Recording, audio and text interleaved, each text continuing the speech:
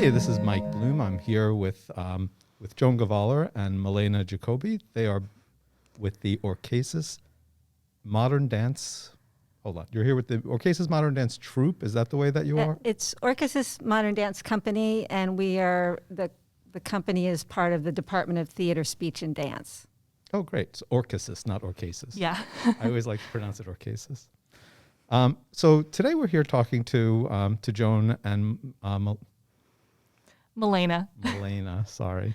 I want to say Melania, but I know that. Yeah, everyone seems to want to say that. And that's why I stopped dead in my tracks. Yeah. And I apologize for that.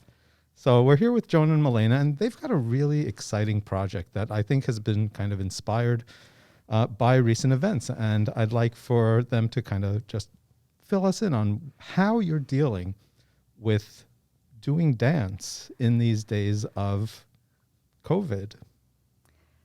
Sure, I can start. The fall semester faculty traditionally present work, and in the spring it's our students who present work. So faculty got to go first to figure out how to create new dance works in the pandemic, when we need to be socially distanced, when we need to be wearing masks when we're around other people. So I ended up rehearsing at first on Zoom, because we were all on Zoom at the beginning of the semester. And an idea emerged over time of having the dancers be at home, because that's how we had rehearsed, be at home, and the quirky idea that if you jump with enough force at your camera, you can actually fly through your camera and land somewhere else. So they jumped through their camera to land together at Kimball, which is where we are going to video with Roy, the center section of the dance, where they reconnect to each other. And even though they have their masks on, even though they're distanced, they're connected. And then they, of course, walk home through their computers to land back at home again. So I was trying to work with what seemed real and direct in the moment. And Melaina is one of the dancers, and she can talk about maybe how we developed the material.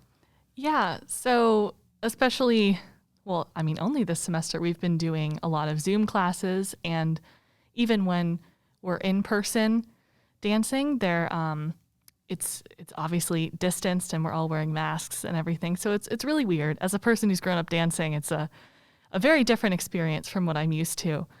So I think this dance just kind of like leans into that, where in the beginning, when we were doing stuff over Zoom, we had all the typical technical difficulties of Zoom, where it's like lagging and poor Wi-Fi at my apartment personally. So it was interesting to kind of develop phrases that could look good on the Zoom camera, and that we could all do in some kind of, synchronous form with each other, which is really hard when you're not in the same room as someone.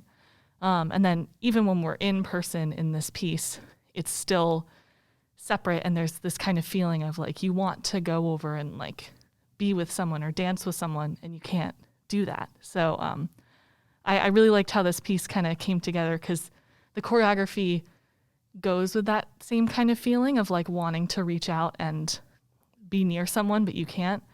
And I think that was a collaborative effort through what we did. So let me understand this. When you first started the project, you were doing it over Zoom, not because you intended to have this be a frame device, but because this was just the easy way for you to kind of practice together. So this came afterwards as a kind of a response to the different mode that you were forced to use as a rehearsal mode. Yeah, if you remember at the beginning of the semester, we got, because freshmen arrived, but upperclassmen did not right away. The other students were delayed coming on campus, and all classes were switched to Zoom. So that meant our rehearsals switched to Zoom, which we weren't expecting.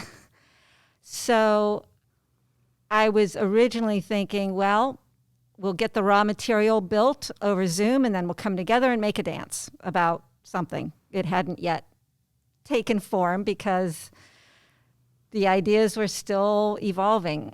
But then once we began to build what is now the center section, I realized there's a story here that could be easily framed that is totally what we're all dealing with. So they have in the first section, they're at home, they're in a Zoom call, although they're not aware of it, and they're all dealing with some stress. So each of the 5 dancers has their own little story of what's going on for them. And then they notice each other and they play with the camera and they manage to leap through to Kimball and then come home from Kimball. And in so doing, when they arrive home, they find a resolution to whatever they were struggling with. So the reconnecting also lets them reconnect to their home life. And that emerged later in the process as the story. Melaina, you mentioned before the interesting difference in distance, right? And that to me is the most powerful part of the entire dance is this juxtaposition of distance, because in some ways you're closer visually on the Zoom session than you are in person. Yeah. Did it feel like that? What did that kind of? Well, again, it's just a weird experience having danced my whole life, because a lot of dance is partnering and being, changing formations and switching places in the stage area. So yeah, it's kind of hard to dance apart from people because especially like I'm a taller dancer. I take up a lot of space, like having to really be aware of the confines of this little 10 by 10 box or whatever the dimensions of the box that we're working in. It's like really hard to limit yourself to that kind of movement. And I think it's limited choreographically because there's only so many movements that stay within this space. So it was very interesting to try to come up with stuff that wouldn't travel or wouldn't take us to, be closer to each other or try to partner or move formations or anything. And that's actually really interesting. So you're creating forms that make more sense if you're dancing in proximity to each other. And I think that that's another thing that you also mentioned, that you're creating forms that work better in front of a camera, in front of a Zoom camera. And, it's got to be really interesting to think about how dance has evolved because it's been performed in a certain way over, centuries and eons. And, what happens when you have to perform within not only a 2-dimensional space, but then what happens when you move it to an even weirder 3-dimensional space that you're doing actually now. Not only are you in a 2-dimensional space in this Zoom land before you get to the actual dance together, but then as we know, Roy Peterson has now injected a 3rd dimension in that. And can you talk a little bit about what that's like to dance within all of these really interesting confines of really 2-dimensional and then almost like you're in hyperspace. Yeah, working with Roy, the reason I was so excited to get to work with him is because the camera can do what the dancers currently can't. So instead of the dancers changing place, the camera is changing location. And that creates the sense of interplay in space that you would normally get through bipedal traveling or other modes of moving somewhere else. So pre-pandemic, you can set dancers up in a layered effect that we still can do. So visually, you can see people at a distance, near and close, and get interactions in space. But as Melaina has said, we can't have large travel and we can't have the partnering. For me, the camera also helps with the change in not being able to touch, because you can get close enough to have a tactile sense. which is something that does not happen if you're sitting in an audience and the stage is really far away. You get a kinesthetic response to seeing dance live that we don't get necessarily as easily when videoed. But I'm interested in calling out a tactile kinesthetic sense. So that is what we're able to access in a different way. Normally, if you simply see two dancers touching, your body responds to seeing that. And now we bring the camera's eye really close and kind of touch with vision on the form, whether it's a close-up on someone's foot touching the floor or just simply feeling that you're moving close enough that you could touch them, you just aren't. So where does choreography and cinematography, where do those kind of touch each other in this?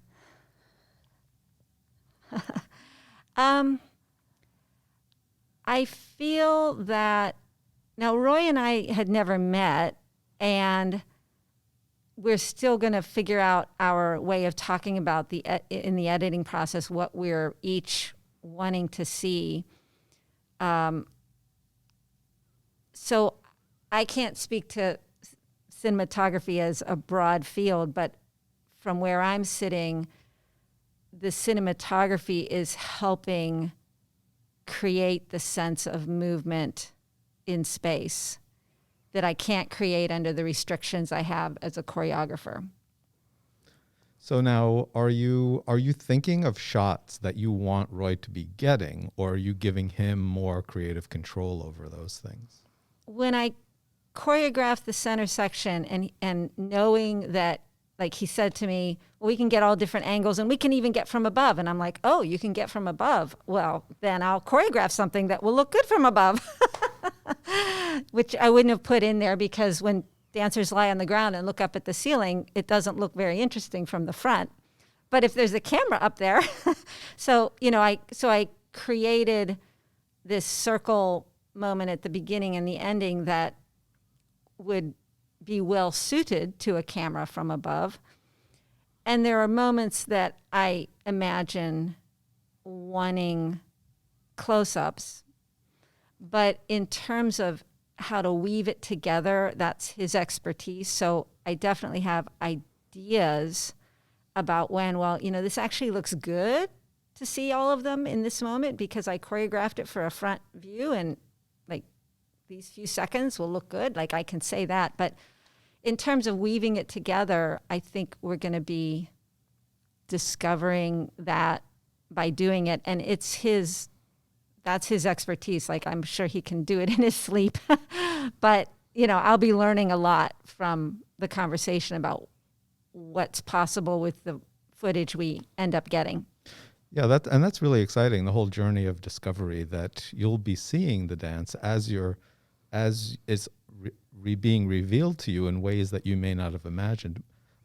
So, Melaina, what's it like for you to dance, but also to perform, like as an actor, I guess, while the camera is going around you? It's got to be a very strange.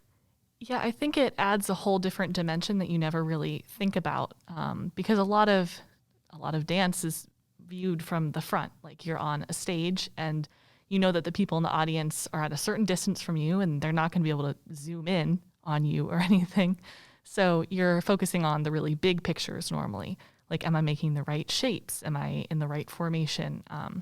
But with this, I think it's kind of, you have to focus on the smaller details more because a camera could be zoomed in on your face. And while if it was a normal performance, someone couldn't see your exact facial expression, a camera can. And so you really have to be focused on things that you wouldn't normally think about, like very small details in your face and your body. And also it's like a 360-degree perspective that, again, you normally don't get in a dance performance. Because if you face the back, I know a lot of dancers do this. If it's a hard dance and you're like really sweating and breathing and stuff, you face the back and you can like drop all pretense of trying to have a good face, you can be like, oh God, and like breathe a little bit. And then you like turn around to the front and like have a smile on again. But this, I don't think you could do that because there is no back. There is no thing that the audience can't see you from that perspective. So it's going to be interesting to figure out.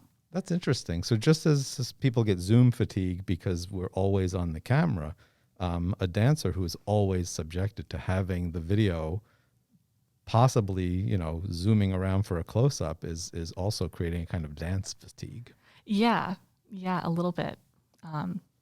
It's uncharted territory for us, I think. We're charting it. Yeah. It's such a really amazing project. I think it's one of the things that for me makes this special is that, you know, we're in a pandemic. We've been disempowered, right? And we've been forced into situations that we don't necessarily want to be in. And this is a little bit of maybe empowering that you're creating this art form. Do you feel that? Do you feel that maybe that you're taking back some?